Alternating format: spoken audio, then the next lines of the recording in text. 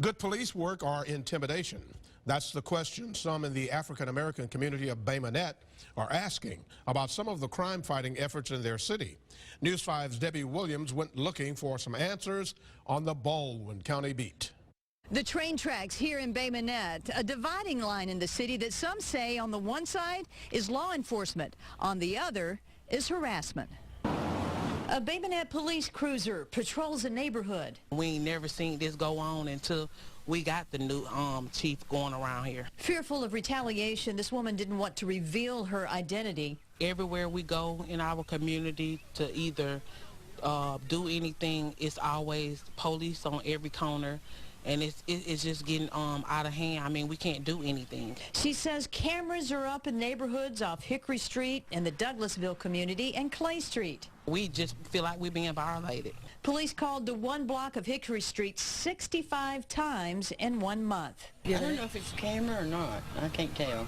I don't break the law, so it don't bother me. But what does bother some folks who wouldn't talk to News 5 on camera is the feeling of constantly being watched, monitored. Chief Al Tolbert makes no apologies. We have received some complaints, but the praise that we've received from the law-abiding citizens and residents in these areas have outweighed the negative complaints tremendously. Larry Naves grew up in Douglasville and has watched his boyhood neighborhood change. It's not a harassment. This should have been patrolled down here a long time ago. And it may be working. Crime figures for last month are down 25% compared to the same time last year.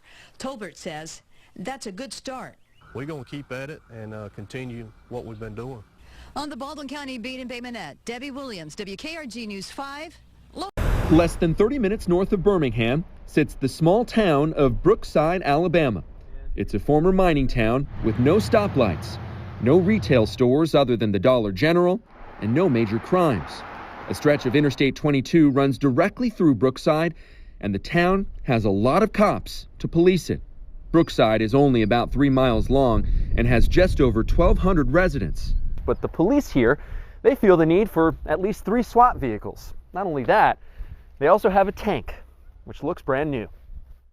According to the local media outlet AL.com, between 2018 and 2020, under Brookside Police Chief Mike Jones, income from fees and forfeitures increased by 640%. The outlet says the money amounts to half of the town's total income, or roughly $1.2 million. A gray vehicle in a driveway on Lower Street in Bay Minette. That's where Otis French Jr. pulled over for a faulty blinker, and the same yard where he would eventually lose his life. It's a really tough thing to know that this family is currently grieving, and we're trying to figure out why. You know, we want to know how we ended up there, how did this happen, why did it happen, what's the background, and how do we move forward from this? What they believe so far, the officer was pushed to the ground after the traffic stop. French ran away. The officer catches up to him and uses his taser, but it's not effective. Then another physical fight, and French gets the taser and tases the officer multiple times. That's when the police officer shot him. Having someone get the taser certainly poses a huge problem for that officer if he were to become incapacitated with a firearm. His vehicle's out there with other firearms, so it's a really dangerous situation. The Baldwin County Major Crimes Task Force, made up of investigators from several agencies, is conducting the investigation. They say it won't be quick, but it will be thorough. Between recovered shell casings, how many rounds I believe are actually fired from the officer's weapon, body camera footage, witnesses, you name it. There's actually maybe another source for video out there. So we have to review all those things and come back with a definitive answer. My name is Joshua Brown, from right here in Bay Minette, Alabama, and we organized the Bay Minette Justice League in response to the killing of Otis French Jr. We want to make sure that we want transparency and justice for the family. We don't want to let this issue die down. We want to keep this issue forefront. And where are you from, that kind of thing?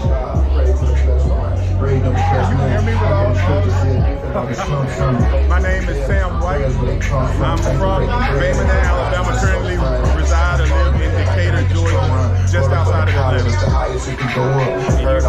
You were here to MC the event? Oh, not the MC. I was one of the speakers for today's event. Yeah. In 2020, the U.S. Census took a poll, took a survey.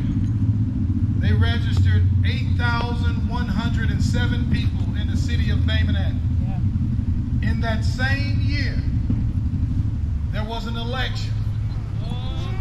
Only 865 people out of 5,000 registered went and voted. So today we want to have a reminder that if you want change in this town, if you don't like who's ever running things in this town, use that power that we all have, and you vote. So many people have died for the right to vote.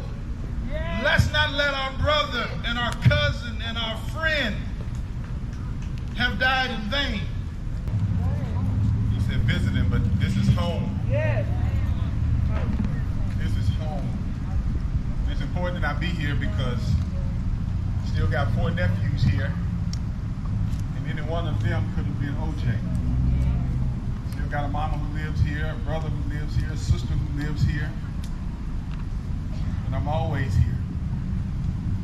I want to say to my cousin and classmate Tamara that our hearts are with you, with Mr. Otis Sr., Dr. Phyllis, the entire French family. Our prayers remain with you.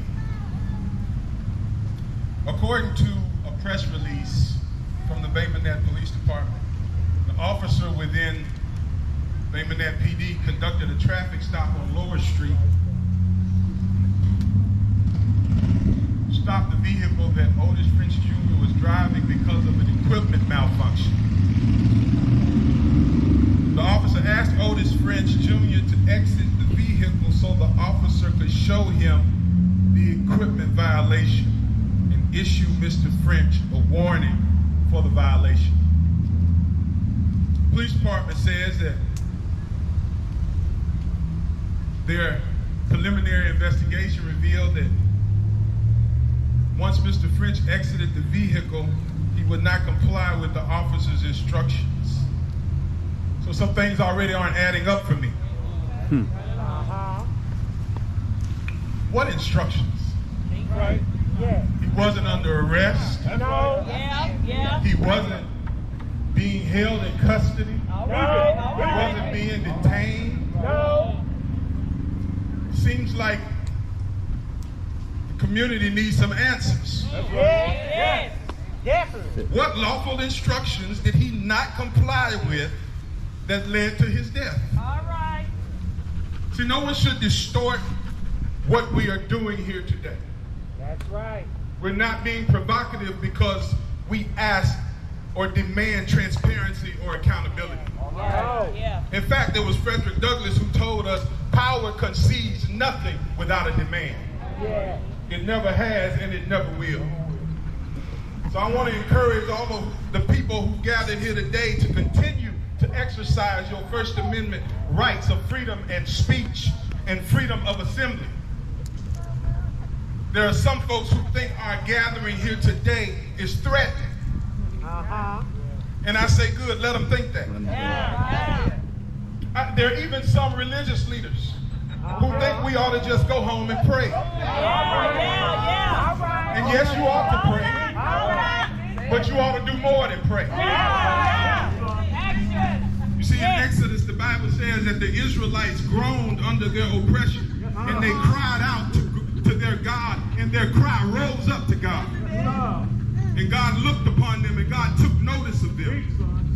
Together they lifted a collective voice in lamentation about an unjust system. We are gathered here at this courthouse today.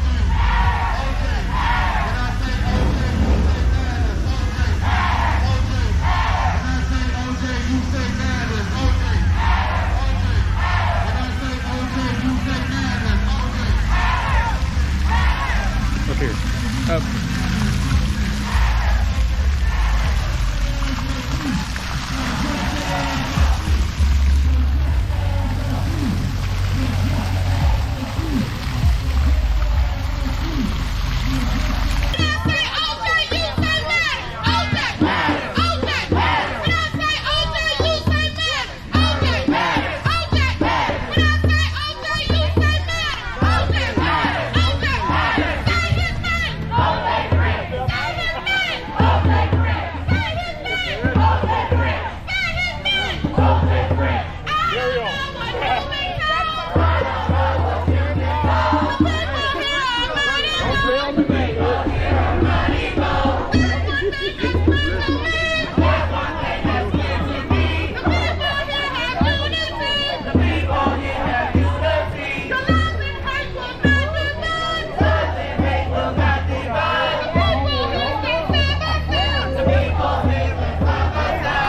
Donis Norman. And what are you doing here, Ms. Norman? I am here to make aware that we need people registered to vote in order to make any changes. They have got to vote and march to the courthouse and vote. That's Yes, why I'm ma'am. here. And so you have voter registration forms here? Yes, sir. I got those from the county and all of those. Yes, sir. All right. And I even got for the felons the information they need to get their voting rights back.